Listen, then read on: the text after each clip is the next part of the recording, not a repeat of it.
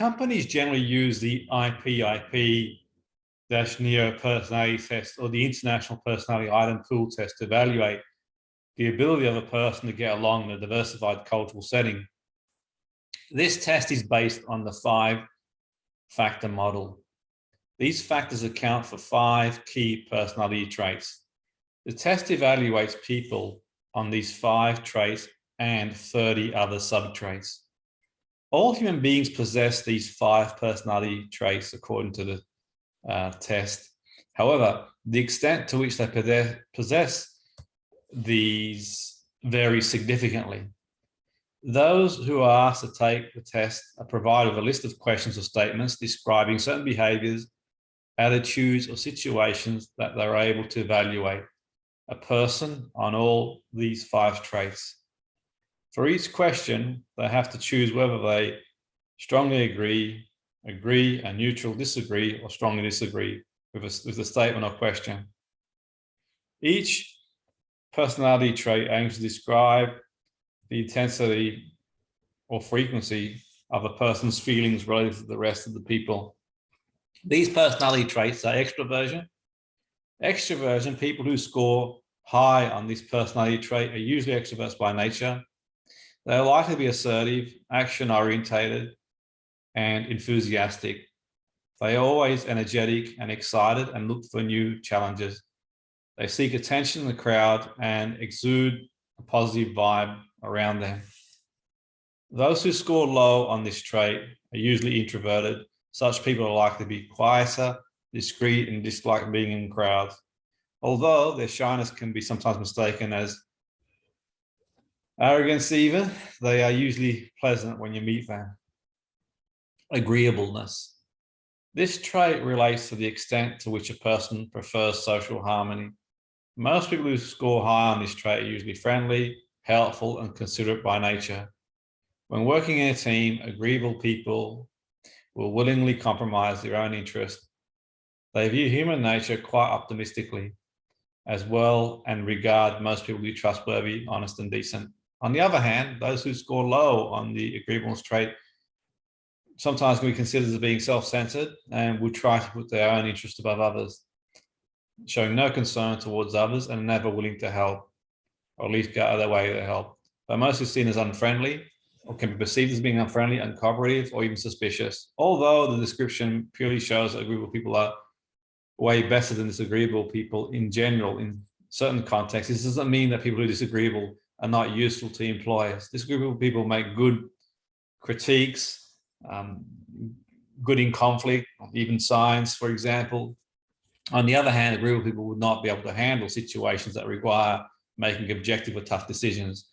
This means that both kinds of people can be useful for an organization depending on a job position. Conscientiousness. This personality trait measures the extent to which a person can regulate, control, and guide their impulse. Acting on impulse is not a sign of negative behavior. Sometimes in life, a person needs to make quick decisions and has to follow their first impulse. This can prove to be more effective than going through the usual decision-making process. Moreover, acting on impulse or being spontaneous while playing can be actually a lot of fun, for example, in the context. However, impulsive behavior can get a person also into trouble as well. It can be harmful for the person as well as those around them. Behaving impulsive can sometimes be rewarding in the short term, but harmful in the long term. For instance, those who enjoy taking shortcuts to reach a goal may enjoy the experience for a short while only. However, this habit will eventually come back to bite them in the long run. Moreover, being impulsive can sometimes make people turn a blind eye to alternative options which may have proved more beneficial than they had chosen. The ability to think and foresee future consequences before acting upon current decisions is what distinguishes humans from other creatures. Therefore, those who score high on conscientiousness are generally considered as being wiser and act with more caution when making decisions. They are clear-headed and think things through before reaching a final decision. Such people are usually labeled as, could even be labeled as being prudent and are deemed to be dependable, intelligent in comparison to others.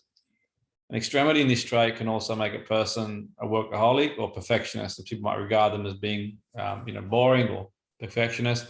People who score low on the conscientiousness trait sometimes can be perceived as being careless, impulsive, and sometimes behaviorally it can land them in quite difficult situations in terms of questioning their unreliability and unpredictability. Although such people might be heavily criticized for being unreliable, they may create more enjoyable experiences in some respects, and may sometimes be considered as being spontaneous and more colorful personality. Neuroticism, this trait measures people generally on the tendency or their ability to cope with negative feelings. Although everyone is known to show some signs of neuroticism, some show more than others. People score high on this trait tend to be more emotionally reactive. They deeply experience a single negative feeling, and people react more tensely and tend to be more affected by certain events than others. That affects their mood as they experience long stretches of negativity. They generally struggle to cope with their feelings and may find themselves frustrated at even the smallest of problems. This attitude limits their ability to think straight and restricts them from making good decisions or managing stress effectively. Candidates score low on neuroticism are generally deemed as being more emotionally stable and calm, with a degree of optimism, able to work in peaceful, productive environments. This certainly gives them a greater advantage over the counterpart, certainly in jobs that require you to score lower in that neuroticism, which is not to be confused with pathology from the context of neuroticism. Openness experience, this trait defines the people who score high on the side of this scale tend to be more open to new challenges and imaginative and creative beings with an innate interest in art and beauty. They appreciate and welcome newness and generally are intellectually very curious. These people with high and open to experience generally excel in fields of music, language, composition, performing arts. However, those on the other side of the scale and of the spectrum generally are able to stick to a regular routine. They don't like ambiguous or complex situations, prefer to be plain and straightforward. Such people resist the change and not settle in new surroundings easily. They are conservative and have a limited amount of interest. Although openness experience is considered a healthy trait, those who score low on the trait generally perform well to mundane, redundant tasks. For example, data entry or things that sort of might be considered as being mundane. So now we'll sort of have a look at I'll sort of show you a typical test on the 5-factor model, Big Five. So we can have a look at this test, for example, and let's have a see what you think. Here we go. So what you would do is you choose one of the 5 options for each question. Strongly disagree, disagree, neutral, agree, strongly agree. And here's the list of questions. Okay, I pretend to be a person I'm not when I'm in public. And then you sort of choose strongly disagree, disagree, neutral, agree, strongly agree.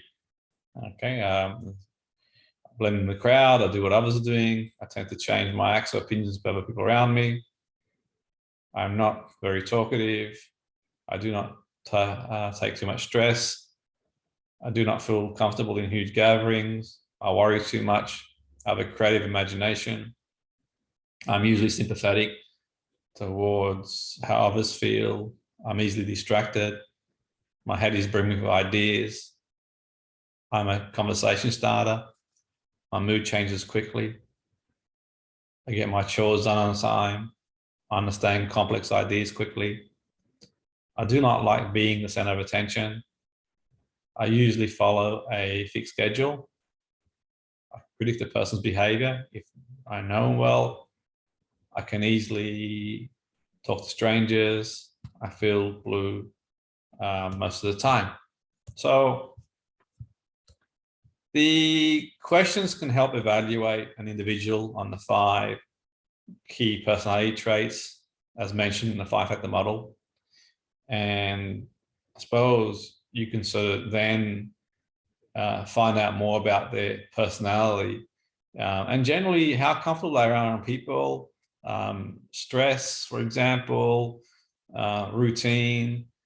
So it gives just a general indication of, I suppose, if you're sort of identifying someone for a certain role, it would sort of, help. But that's not the only use of the model, obviously. But in this context, sort of discussing how certain organizations might use the tests to evaluate and profile people in terms of the applicability to a certain role. But we've got to be careful too, because sometimes, for example, an organization might employ someone who might come across as being, for example, an extrovert. Say you might be looking for a trainer for organization, and you sort of, a company might employ someone who comes across and scores highly from an extrovert point of view, and that might sort of, without sort of considering that the person might score low on extroversion, so they might be more towards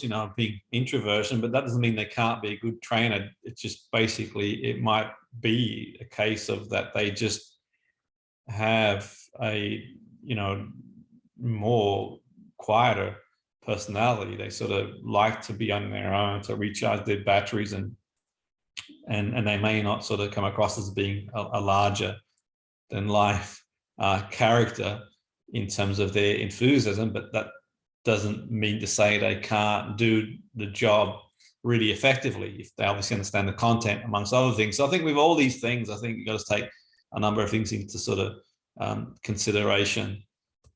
That's for sure.